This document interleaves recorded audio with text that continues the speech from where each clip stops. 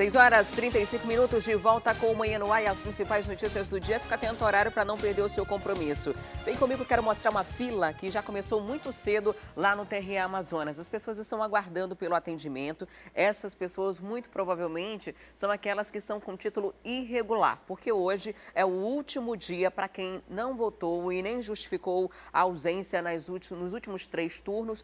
Precisa acertar as contas com o TRE, senão vai ficar ali com uma situação complicada. A multa é muito pequena, mas o transtorno é bem grande para quem não se regularizar. E como bom brasileiro, o que aconteceu? Muitas pessoas deixaram para o último dia. Essa segunda-feira, que é o último prazo, não tem prorrogação prevista. Então, daqui a pouquinho a gente vai trazer os detalhes para você ao vivo. Nossa equipe de reportagem já está no local e daqui a pouquinho a gente traz essas informações para você sobre essa fila que já começou desde cedo. Olha, são 6h36 e já tem muita gente por lá, gente que madrugou. Inclusive, daqui a pouquinho a gente mostra quem são as primeiras pessoas por lá. Porque agora a gente vai ao vivo lá para a Rádio FM O Dia. Vem comigo que a gente vai conversar com o Emanuel Cardoso.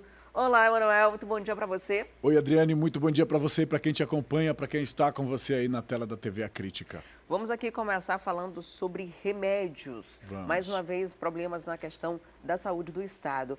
A gente mostrou desde o início do ano que faltavam alguns remédios, né? A central de medicamentos estava bem vazia, porque alguns fornecedores não estavam recebendo e por questão de gestão mesmo. Agora o problema é outro. O governo não está comprando esses medicamentos, mas os fornecedores não estão enviando esses medicamentos para o Amazonas. Alguns estão com atraso de 30 dias, né? O setor de comunicação da Secretaria Estadual de Saúde divulgou, Adriane, que são 44 fornecedores que estariam atrasando, em média, cerca de 30 dias. Esse seria o período em que esses fornecedores estariam atrasando a entrega de medicamentos. Esses medicamentos ou essa compra já está com valor empenhado. Então, toda vez que o governo ou que a administração pública faz uma compra, essa compra é paga por meio do empenho. É um procedimento administrativo financeiro para o pagamento disso. E quando o valor para esta compra está empenhado, significa que o dinheiro já está separado, já está reservado para este pagamento. De forma que quando o produto é entregue, o fornecedor recebe o valor do empenho. Ou seja, o dinheiro, a compra já foi, a licitação já foi feita, o processo de licitação já foi feito. Nesse caso aqui é um nome específico, né? Ata de compra ou alguma coisa assim. Não sei se foi necessariamente uma licitação, mas o fato é que o dinheiro já está reservado, separado, mas os fornecedores não entregaram esses medicamentos ainda. A gente lembra que, como você bem falou, Adriane, pouco mais de 12% de medicamentos era o que tinha no estoque da Central de Medicamentos no início deste ano, no início da gestão do governo, que foi amplamente divulgado.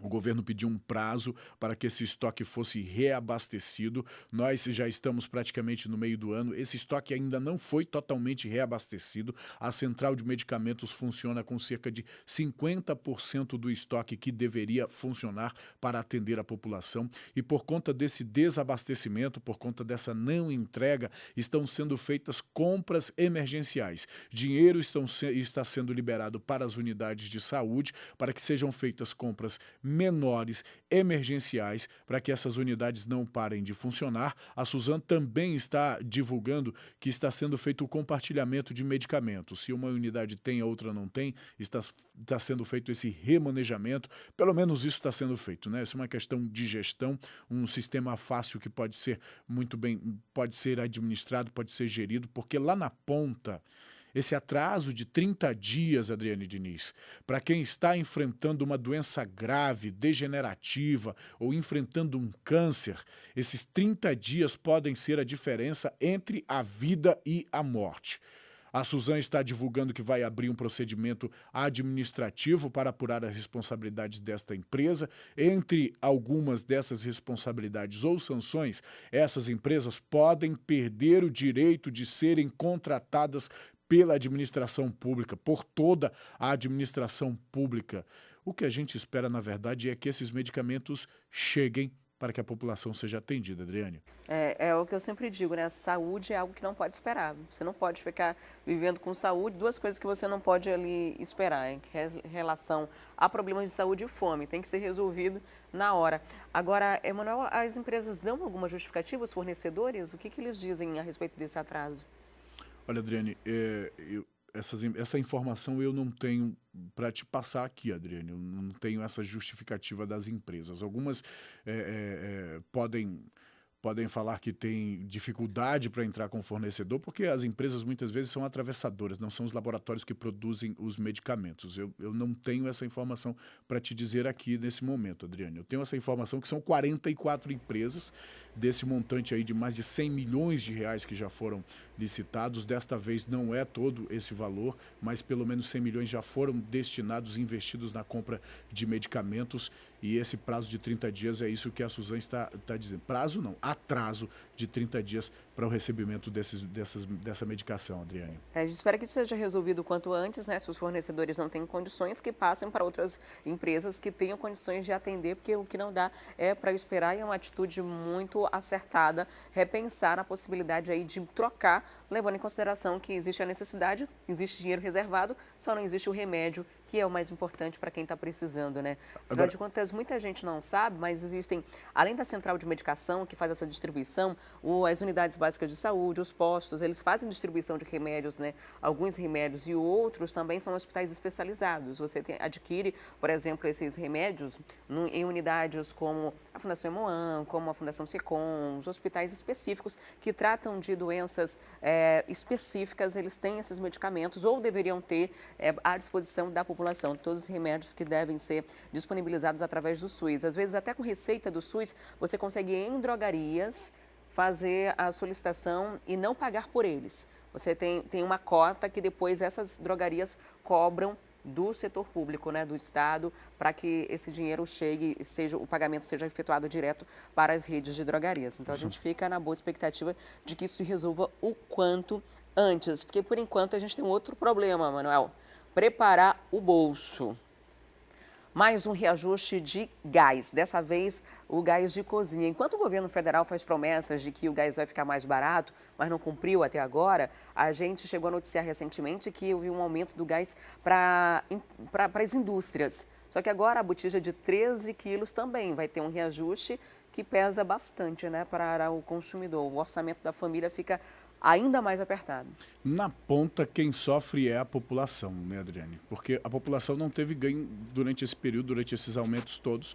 Não tem, os reajustes não chegam de forma positiva para a população. E agora vai ter que encarar um reajuste no preço do gás de cozinha, do GLP, de 3,43%, Adriane. E esse é o reajuste que está sendo divulgado pela Petrobras. Então, o gás de cozinha na refinaria, que era de R$ 25,33, R$ 25,33, sobe para R$ 26,20. Esse é o valor da botija de gás sem impostos. Ou seja, não é o valor que chega para a gente. Eu não sei você, Adriane, quanto foi a última vez quanto estava a botija de gás da última vez que você comprou.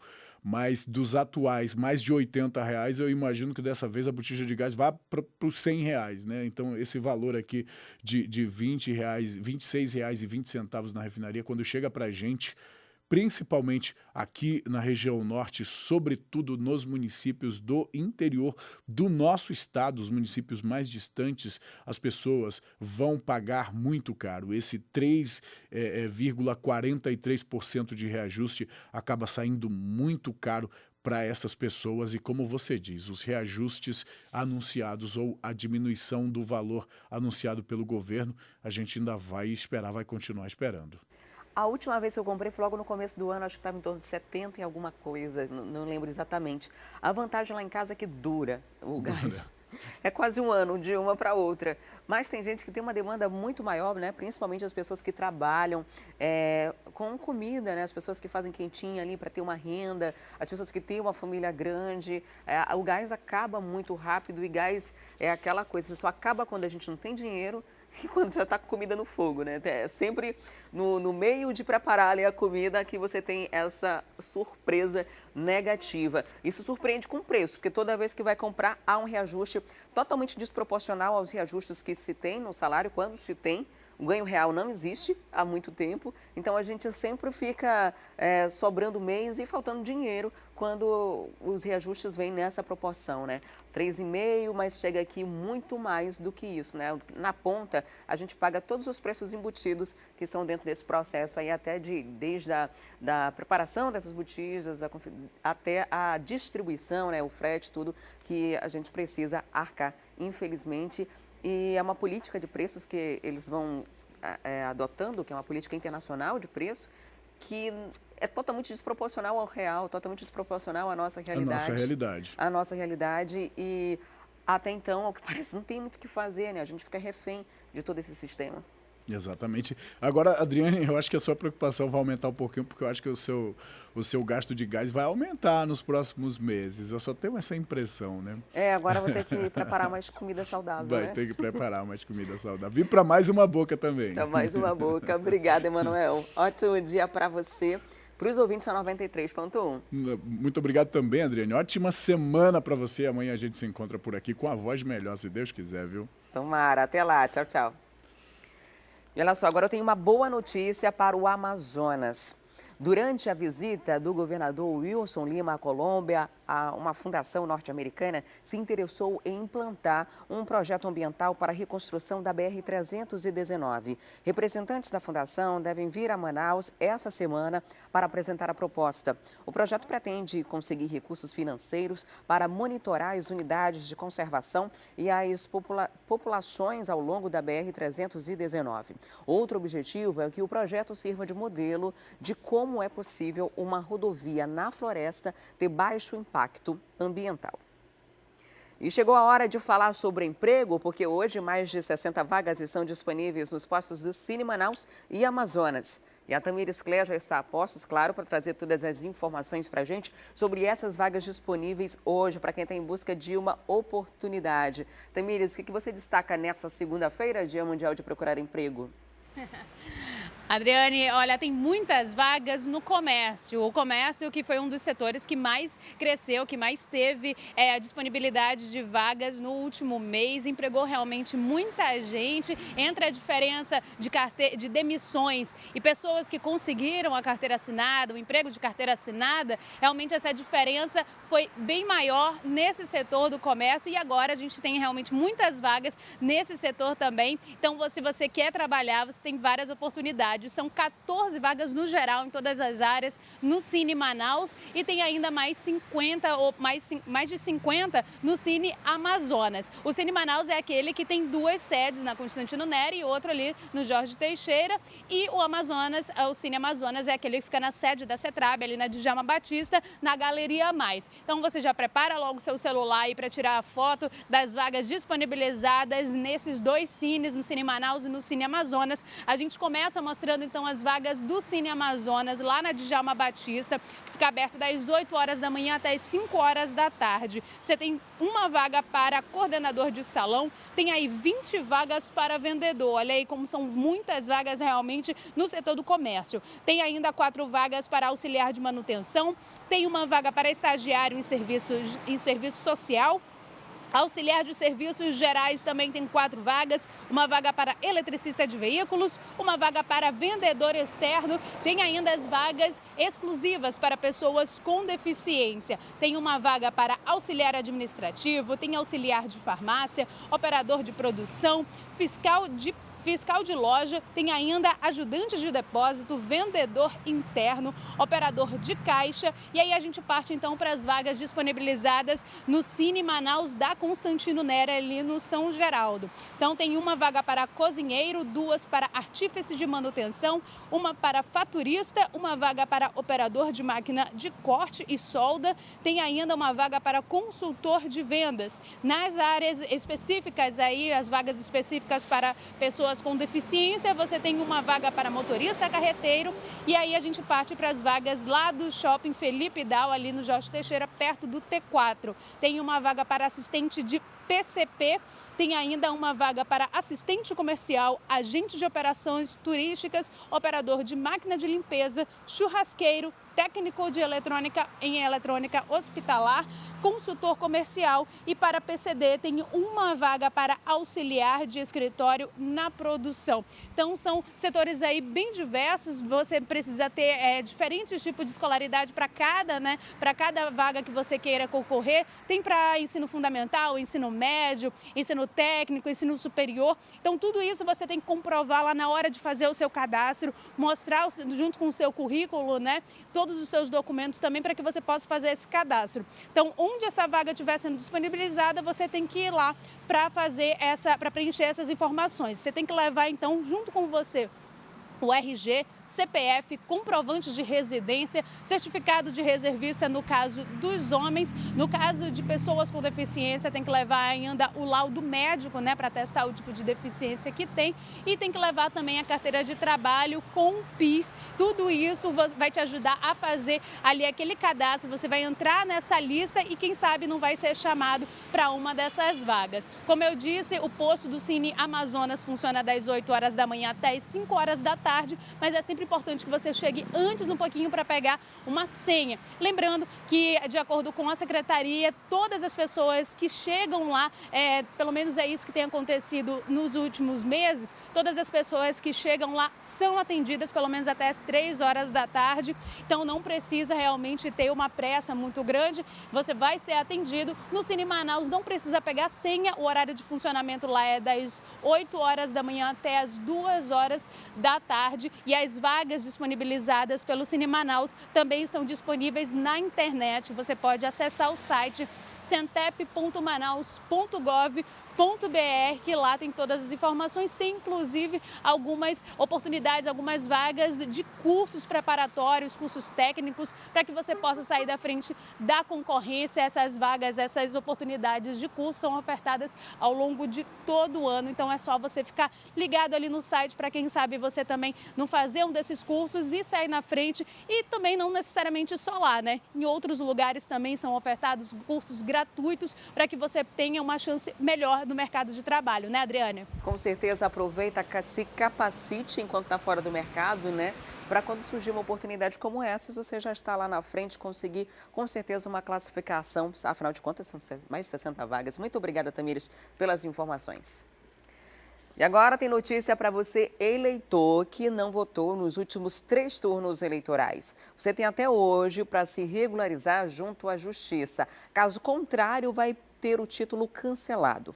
O repórter Fred Rocha está ao vivo e vai trazer os detalhes para a gente. Olá, Fred, muito bom dia. A fila tá grande por aí, Há muita gente que deixa de votar, de justificar porque está cansado do processo eleitoral ou qualquer outra coisa, mas pode ter uma série de complicações se não resolver essa situação hoje,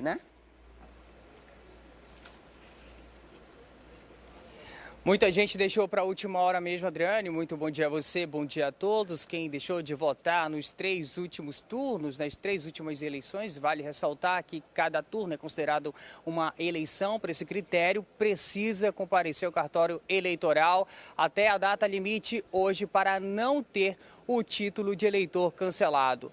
Mais de 2,5 milhões de pessoas estão nesta situação aqui no Brasil e, segundo o Tribunal Superior Eleitoral, apenas 3% conseguiram até agora se regularizar diante da Justiça.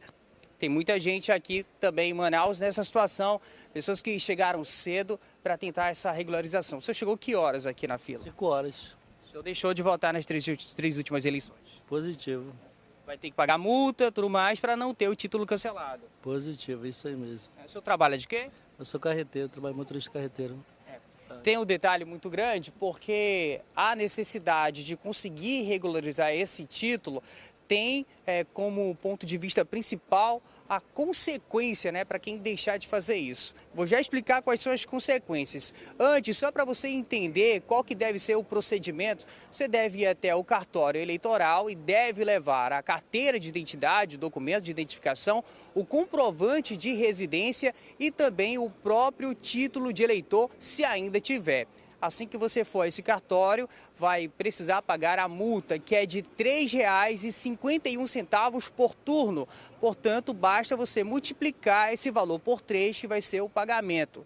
Vale ressaltar, as pessoas que não votaram nas 3 últimas eleições e também que sequer justificaram esse voto, porque a gente sabe que também existe a chance da justificativa. Então, quem deixou para lá está irregular com a Justiça Eleitoral. Se você está em dúvida sobre isso, tem um passo a passo importante antes de ir até um cartório eleitoral. Basta você ir lá no site do TSE, www.tse.jus.br, e aí você vai colocar o seu nome e a data de nascimento e vai apontar em qual situação você está. Se está regular, irregular, se está precisando comparecer a um cartório eleitoral justamente para fazer esse pagamento. Então, quem deixar de fazer isso, que vai ter o título cancelado, ora, tem muita sanção. Por exemplo, se for servidor público, não vai receber esse salário. Se precisar se matricular ou rematricular numa instituição de ensino, também não vai conseguir. Tirar passaporte, participar de concorrência pública, participar de concurso público, nada disso será permitido. É realmente uma consequência e tanto para quem tivesse título de eleitor cancelado. Deixa eu ver aqui, o senhor chegou que horas aqui na fila? 5h30 da manhã. 5h30. O senhor está nessa situação também de título cancelado? Eu vim regularizar da minha mãe, que ela não votou as 3 últimas eleições, aí regularizar agora, né? Você veio ajudar? Isso. Deixou para a última hora porque soube agora? Consegui para a última hora mesmo. Eu não consegui agendar também, né? Foi jeito de fazer hoje mesmo. Entendi. Tem gente também que diz que, como esse senhor não consegue agendar e que por isso deixa para a última hora. Eu, inclusive, conversei com um rapaz mais cedo, que ele chegou aqui na fila 3 horas da manhã, era o primeiro lá da fila, mas na hora que a gente começou aqui o link, ele já não estava mais lá, né? Tem gente que fica nessa ansiedade muito grande, de repente não conseguir esse atendimento, por isso, ainda pela madrugada, vem aqui. Deixa eu ver outra pessoa, o senhor chegou a que horas aqui? 5h30 da manhã.